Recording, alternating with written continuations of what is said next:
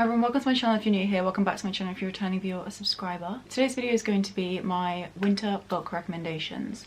A big list of every single book that I think is appropriate to read during the winter time. These are books that I either read during the winter time and I had a great time doing it, or books that I wish that I had read during the winter time. I've got a big stack of them behind me, as you can see. We've got 1, 2, 3, 4, 5, 6, 7, 8, 9, 10, 11, 12. 12 books. I know that I'm a bit late with this. I find it difficult doing this whole seasonal recommendation thing for winter, even setting books that I personally want to read in winter. I usually do like seasonal TBRs and I just can't do it. Obviously like December, January, February, those are our winter months. Although if you live in the UK, that's March, April, May too.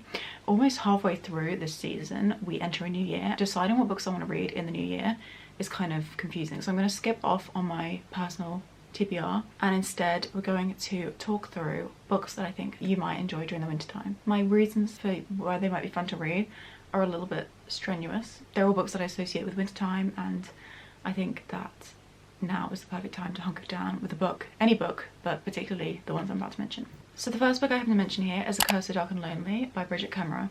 This book I read many years ago, so you have to bear with me. I'm kind of forgetting what it's about, but I do know that it is a Beauty and the Beast retelling, and Beauty and the Beast is set across the winter time and reminds me of like festiveness. But you know, we're just going to step aside from Christmas and we're just talking about winter recs, and this is still one of those. I just associate it with the snow and with the deep winter steeped in this fairy tale, so I just think it's perfect for this time of year. So we're following Prince Wren and we're following Harper. This book is kind of a little bit of an urban fantasy, so Harper lives in our world and she kind of slips through this portal and enters this fantasy land where Prince Wren lives with his guard, whose name is not even mentioned on the back.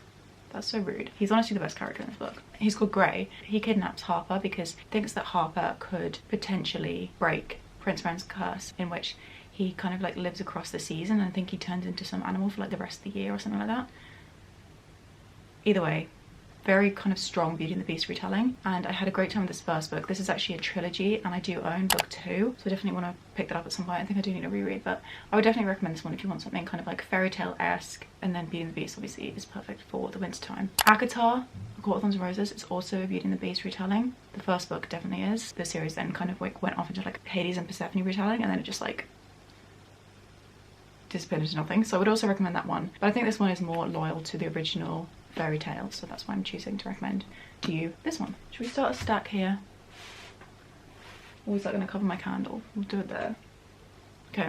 The next book I have to mention is The Secret History by Donna Tartt. If you've seen my autumn book recs, this may seem familiar to you because I did also mention in that. But actually I have regrets mentioning that, because yes, it is very kind of like September, October appropriate, of like everyone going back to school, that kind of thing. But it's also perfect for winter. There is a description of our main character, Richard, and this incredibly cold winter he spends, literally freezing to death. I've never seen like the experience of being cold so perfectly kind of portrayed within literature. For that reason alone, this book is very dark. It's a dark academia book.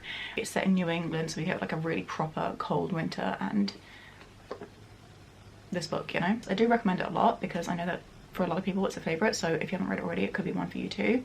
I still think it's a great read and I had a lot of fun with it, and I think it's perfect for the winter time. I read it during the summer months here, but I read it in Australia, so when it was winter, and I definitely think it kind of helped me lean into the season a little bit more. Next up we have Clockwork Angel by Cassandra Clare. This is a fantasy book, but it's actually historical fantasy, so it's set during the Victorian times. I just had to double check. It's the first book in a trilogy. Hello. It's okay. What do you want?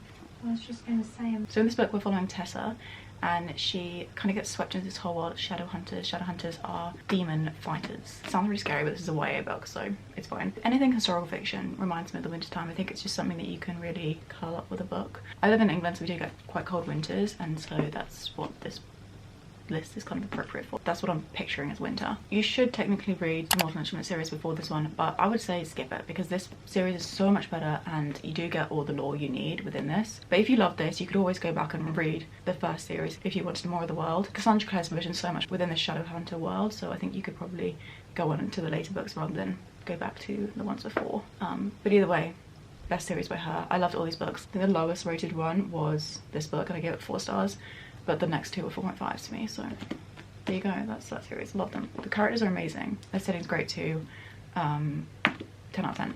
I'm gonna mention these 2 books together because I got 2 Brontë books two books by the Brontë sisters. I've got Jane Eyre by Charlotte Brontë and I've got Wuthering Heights by Emily Brontë. Love both of these.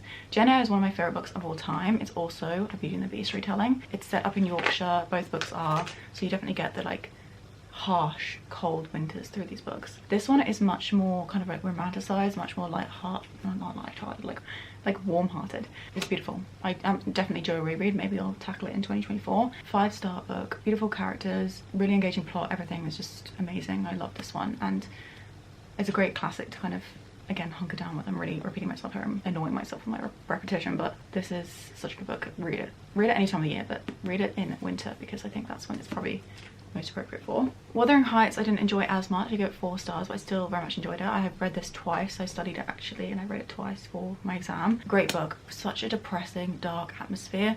So if you want to kind of really embrace the winter months and like confirm your disappearance into depression, this could be a good one for that. You feel it kind of weigh on you because it is so kind of cramped down by these unlikable characters and this very isolated, dark atmosphere. So I think it's perfect for this, but I would surround this with some lighter reads if you're interested in picking this one up because it is like a lot to deal with. Much lighter read, we have How the King of Elfame Learned to Hate Stories by Holly Black. This is a little kind of like collection of short stories and novellas, particularly about Carden, but about a lot of the characters in the Cruel Prince series. I love the Folk of the Air series. That's the Cruel Prince, the Wicked King and Queen of Nothing. 3 of my favourite books ever. They were all 5-star reads. So this was just a joy, fully illustrated, and it's just the most beautiful book to own. I know a lot of people who have read this series and haven't picked this one up, and I'm like, what are you doing? This is such a gorgeous book. Why would you not want to own this? Genuinely. It's just incredible. The art is one of my favourite styles ever. It actually inspired me to start drawing. I'm now a drawer. I now draw, although I haven't picked up a pencil in a long time. But this was the book that initially kind of like reignited my interest in art. It's just so beautiful. Illustrations are by Ravina Kai. And then for people who didn't like the Cruel Prince series, the Folk of the Air series, I don't know why I'm saying the wrong title there, but for people who didn't like it, check this out. It's this like same sort of vibes, but it's a very different format. It just reads like a fairy tale. It's this beautiful world. Holly Black, you can hate on her all you want, but she knows how to write about fairies. And you get that in this book. It feels like a little, I was gonna say field guide, but that links with her Spiderwick series. Like it feels like a nature study on these little characters, and it's just beautiful. It's one of my favorite books I own. Truly, it's like one of the most beautiful ones I own. Another picture book, we have The Complete Bramley Hedge, but I'm particularly talking about Winter Story. It is my favorite out of the 4, so I had to mention it here. It is so beautiful. It's about these mice who gather all their supplies and they celebrate Christmas, I think, particularly together, or like the Yuletide season. It's just so beautiful and the illustrations are lovely. It's such a sweet, gentle-hearted book. I'm trying to find a picture. These are all the characters dancing at the party at the end of the book and enjoying the feast. It's just the most beautiful, kind of like wholesome, sweet story, and I would recommend it if you would like something lighter. Maybe read this one after you've read Wuthering Heights, so you don't think that the world is all darkness and despair. Okay. The White Book by Kang. This book also has a very difficult subject matter. It's about the loss of a child, and it's told through these tiny little descriptors of white items. So we've got white birds, we've got the moon, we've got a blizzard, sleet. Lots to do with snow in this book. That's why I think it's good. It's also very dark and depressing. So again, if you want to lean into that, this could be good. It's very beautifully written. I personally didn't connect with it a huge amount. I also found it quite difficult to deal with, but if it's a subject matter that you think you'd be okay with, then I would still recommend this book. It's really a lovely book. Also a translated piece of fiction. This kind of blend of fiction and non-fiction from the Korean, and it's by Deborah Smith. Translated by Deborah Smith, I should have said. Bloody Chamber I probably should have mentioned earlier because this is another book that is very much leaning into the fairy tale things. I think there's this bit of the beginning of this book that explains what this is about.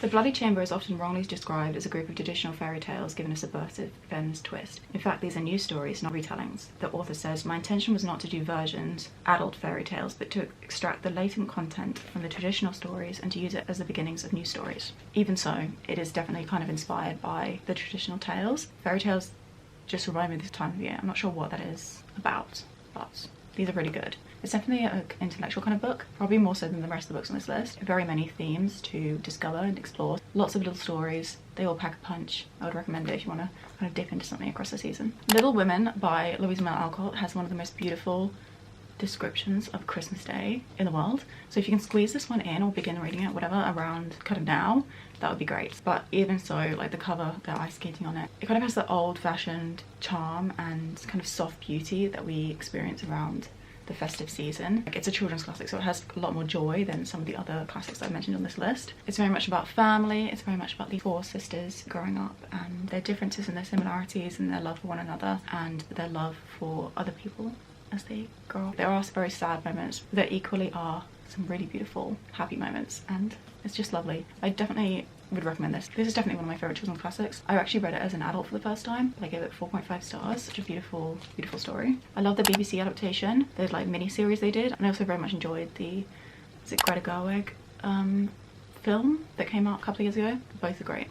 Let It Snow is a really cool little book. It's set around the Christmas time. I think it's set across one day, but it's written by 3 different authors, John Green, Maureen Johnson and Lauren Myracle. Each of the stories about different people, but it's all about them experiencing the same day and how their stories kind of interlink with one another. They all cross over at the end. It's very cool to see that all kind of like unfold. It's about a blizzard and how these characters all get kind of snowed in. Yeah, it's set on Christmas Eve. This is YA as well.